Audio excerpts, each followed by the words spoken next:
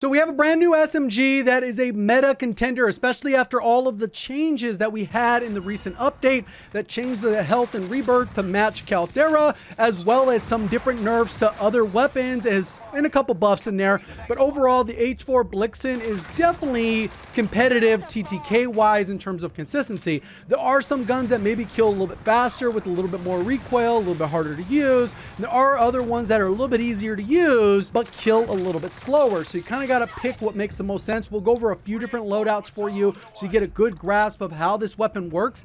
It is currently bugged. The devs are aware of it. There is an issue with the sprint to fire times when you use a lethal, when you plate up or do different animations within the game. It'll bug it out and it will not allow you to fire the weapon. So right now, I would say that if the weapon is untouched and the bug is fixed, it is likely going to compete with the meta like the Armaguerra, the Owen, the Well Gun, and maybe the Type 100 in the mix. There are a couple sleepers in there, but that's kind of where it fits. So if you're looking to unlock the gun, you can do it in Vanguard multiplayer, Vanguard zombies. What it is a little bit tedious and it'll take a couple hours. You could do it in Modern Warfare, just do the 3 slide kills and back out and it will count. And that is probably the most efficient way, probably like 30 minutes if you do it quickly on shipment or whatever the case is. And you can do it in Warzone, but it will be tedious and very difficult.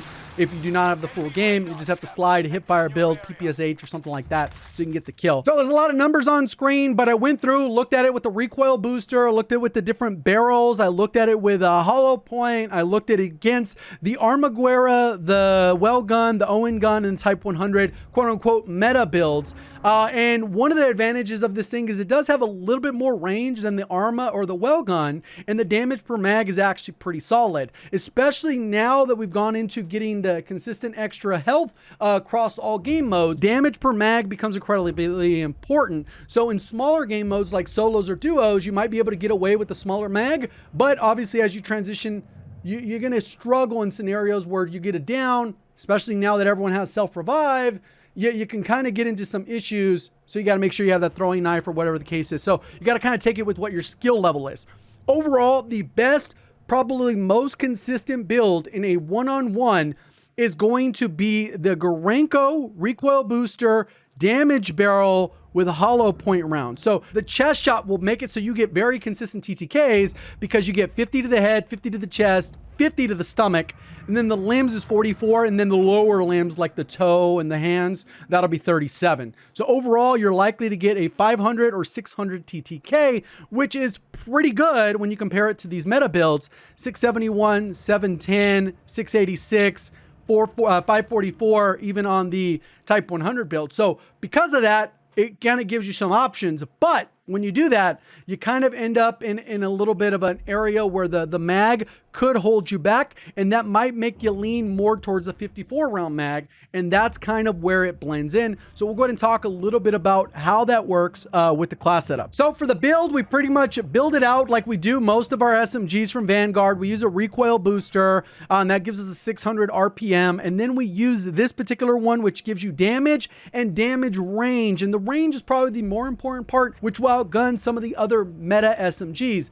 But with this being a 600 rate of fire, it's a little bit more unforgiving than something like the Armaguerra, which is like closer to 900 RPM or PPSH or Mach 10, which have always been popular in the past because of those fast fire rates. So we go with this one here. So that's the first two attachments. Then we do the normal slate reflector, we do nose stock, we do fleet. Sleight of hand would come in clutch on this one, but we don't have that. And then you can go ahead and use quick, which is kind of the go-to. And then we got polymer, or you can use something for better aim down sight. I think this helps the recoil a little bit. And then we have the magazine, which the main one that I would go with is probably the 54, just because I normally play trios or quads. If you play a smaller game mode, you can do the 36, but unfortunately you will not have sleight of hand. If you go with the 36, you can go with the hollow point or lengthen or subsonic. Any of those three are good with this build, and it'll make its ranges either slightly better, slightly worse, or comparable. So it's not like an extreme, oh my God, the range is horrible, and you go that route. And you'd probably go lengthen or something like that, or even subsonic, and then you're good because the buffs to subsonic. So these are the two that I would go with. This one will give you the best TTKs, but again, the 36 mag. So solos, duos, and a 1v1, you're going to be winning with this one. Versus the 54, you're still going to be winning most of the time, but you'll be able to down multiple players because this is a high damage weapon. Hopefully there's a patch to fix the gun sooner than later. Appreciate all the support on the content. Thank you for watching. As always, have a great day.